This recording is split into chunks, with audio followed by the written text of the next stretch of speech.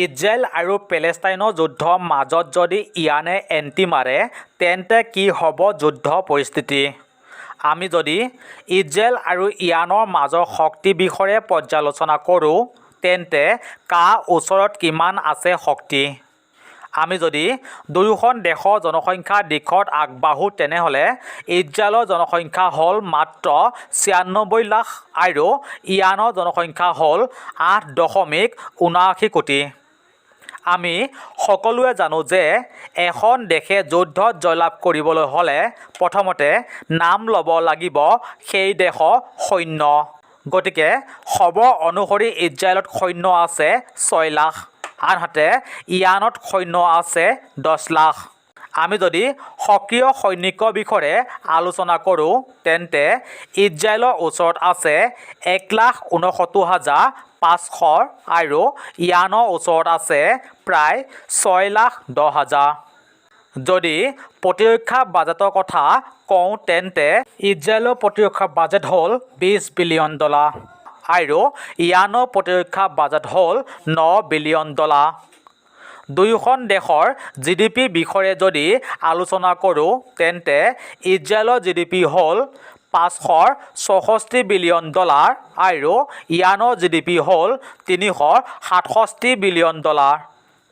Global ৰেংকৰ ক্ষেত্ৰত যদি দুয়োখন দেশৰ মাজত চাওঁ তেন্তে ইজৰাইলৰ গ্ল'বেল ৰেংক হৈছে ১৮ আৰু ইৰাণৰ গ্ল'বেল ৰেংক হৈছে ১৭।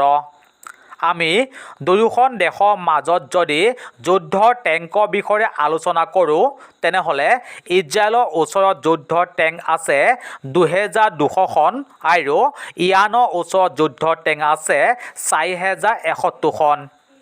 আৰ্টিলাৰীৰ বিষয়ে যদি দুয়োখন দেশৰ মাজত আলোচনা কৰোঁ তেন্তে খবৰ অনুসৰি আৰ্টিলাৰী ইজৰাইলত আছে ৯৫০ আৰু ইৰাণত আৰ্টিলাৰী আছে ২,৬০০।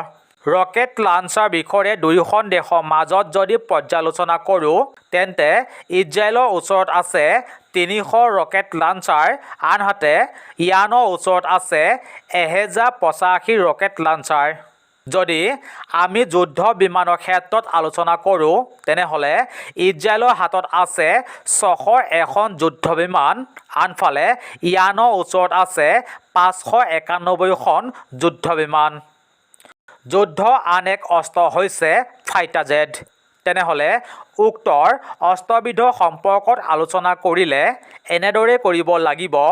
ইজৰাইলৰ ওচৰত আছে ২৪১খন ফাইটাৰ জেট আৰু ইৰাণৰ ওচৰত আছে ১৯৬খন ফাইটাৰ জেট। মিছন এয়াৰক্ৰাফ্টত চকু ফুৰালে আমি হিচাপৰ তালিকাত পাওঁ ইজৰাইলৰ ওচৰত আছে ২৩, আনফালে ইৰাণৰ ওচৰত আছে ৯। যদি হেলিকপ্টাৰ ক্ষেত্ৰত চাওঁ তেন্তে ইজৰাইলৰ ওচৰত আছে ১২৬খন হেলিকপ্টাৰ আৰু ইৰাণৰ ওচৰত আছে ১২৬খন হেলিকপ্টাৰ। এটেক হেলিকপ্টাৰ ইজৰাইলত আছে ৪৮খন, আনফালে ইৰাণত আছে এটেক হেলিকপ্টাৰ ১২খন। ড্ৰোনৰ ক্ষেত্ৰত আমি যদি দুয়োখন দেশৰ মাজত পৰ্যালোচনা কৰোঁ তেনেহ'লে ইজৰাইলত আছে ১৫খন ড্ৰোন আৰু ইৰাণৰ ওচৰত আছে ৮৩খন ড্ৰোন। পৰিবহণ বিমানৰ ক্ষেত্ৰত যদি চাওঁ তেনেহ'লে ইজৰাইলৰ ওচৰত আছে ১৫খন পৰিবহণ বিমান আৰু ইৰাণৰ ওচৰত আছে ৮৬খন পৰিবহণ বিমান। ৰিফুৱেলিং এয়াৰক্ৰাফ্টত চকু ফুৰালে দুয়োখন দেশৰ মাজত পাওঁ ইজৰাইলৰ ওচৰত আছে ১১ আৰু ইৰাণৰ ওচৰত আছে ৭। ছাবমেৰিনৰ ক্ষেত্ৰত দুয়োখন দেশৰ হিচাপৰ তালিকাত আছে এনেদৰে। ইজৰাইলৰ ওচৰত আছে ৫খন ছাবমেৰিন আৰু ইৰাণৰ ওচৰত আছে ১৯খন ছাবমেৰিন। ধ্বংসকাৰী বোমা তথা পৰমাণু বোমা বিষয়ে আলোচনা কৰিলে এনেদৰে কৰিব লাগিব। ইজৰাইলত আছে ৯০টা পৰমাণু বোমাৰ আৰু ইৰাণত এতিয়ালৈকে এটাও লেখত ল'বলগীয়া পৰমাণু বোমা নাই।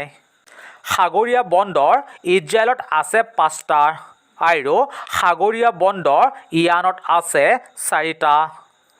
বিমানবন্দৰৰ কথা ক'লে আমি ক'ম ইজৰাইলত আছে ৪২টা বিমানবন্দৰ আৰু ইয়ানৰ ওচৰত আছে 316টা বিমানবন্দৰ।